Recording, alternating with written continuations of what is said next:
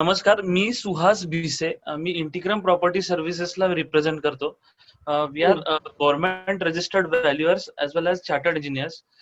We are registered under income tax as a valuer as well as companies ऍक्टच्या under IBBI म्हणजे insolvency and bankruptcy बोर्डच्या under आम्ही registered valuers आहोत.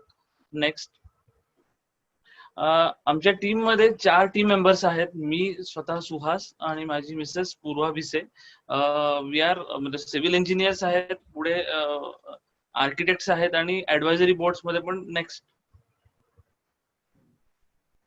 Next civil engineers आहेत, architects आहेत. Next,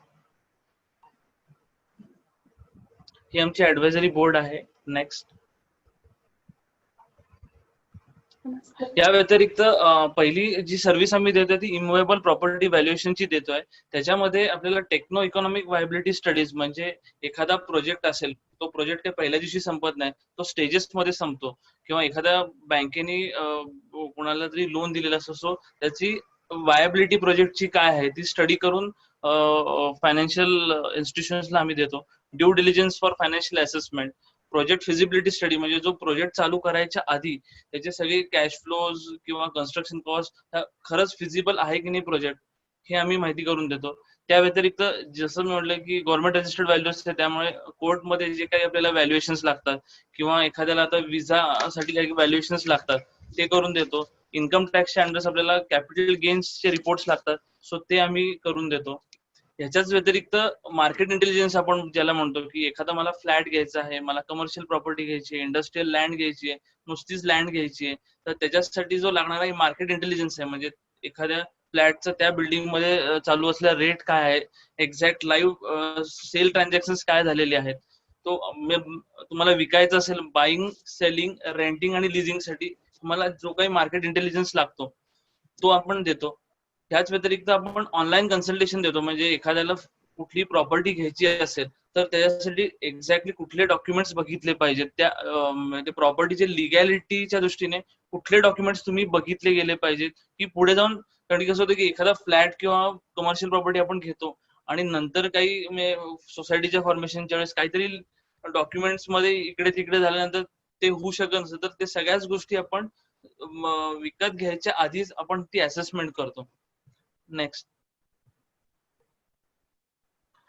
एखादी आपल्याला प्रॉपर्टी रेंट करायची असेल तर आपण रेंट करताना एक्झॅक्टली त्या एरिया मधला रेंट काय चालू आहे, एक्झॅक्टली रेंट ट्रान्झॅक्शन काय झालेले आहेत त्या बिल्डिंग मधले, हे सगळं आपण त्यांना माहिती करून एक्झॅक्टली रेंट किती असू शकतं त्या कमर्शियल प्रॉपर्टीचं, किंवा फ्लॅट एखादा आपण रेंटवर द्यायचा ते आपण माहिती करून देतो. नेक्स्ट, याच व्यतिरिक्त चार्टर्ड सर्टिफिकेशन आपण देतो, म्हणजे एखाद्या गव्हर्नमेंट टेंडर भरताना आपल्याला जे कॉन्ट्रॅक्टर्स आहेत किंवा जे कोणी टेंडर भरणारे आहेत त्यांना ते डॉक्युमेंट एखाद्या चार्टर्ड इंजिनियर कडनं सर्टिफाय करून घ्यावे लागतात, किंवा आपल्या गव्हर्नमेंटच्या भरपूर स्कीम्स असतात, त्या स्कीम्सच्या अंडर आपल्याला ते एक्झॅक्टली ते कन्स्ट्रक्शन तेवढं आहे हे सर्टिफाय करून घ्यावं लागतं. सो ह्याच्यासाठी आपली चार्टर्ड इंजिनिअरिंग सर्टिफिकेशनची पण सर्व्हिस आहे. नेक्स्ट, याच व्यतिरिक्त आपण अजून होम इन्स्पेक्शन आणि एरिया व्हेरिफिकेशन सर्व्हिस देतो. म्हणजे एखादा फ्लॅट किंवा कमर्शियल प्रॉपर्टी आपल्याला घ्यायची असेल तेव्हा आता महारेराच्या कायदा अंतर्गत आपल्या सगळे ट्रान्झॅक्शन हे कार्पेट एरियावरती होतात.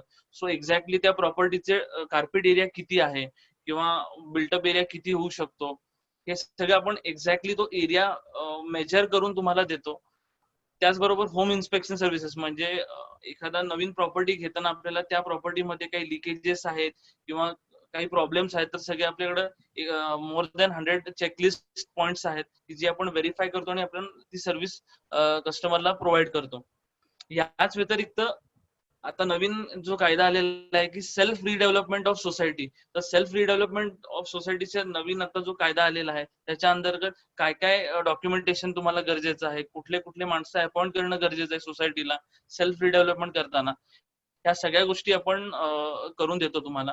ह्याच बरोबर आता या लॉकडाऊनच्या पिरियड मध्ये एक नवीन म्हणजे आपण डिजिटल मार्केटिंग आणि जे कंटेंट रायटिंग लागतं आपल्याला वेबसाईट जेव्हा आपण डेव्हलप करतो, तर स्पेसिफिकली कन्स्ट्रक्शन इंडस्ट्रीसाठी डिजिटल मार्केटिंग कसं करावं किंवा कंटेंट रायटिंग मध्ये काय काय पॉइंट्स असावे हे आपण कन्स्ट्रक्शन इंडस्ट्री मधल्या क्लायंट्सना देतो.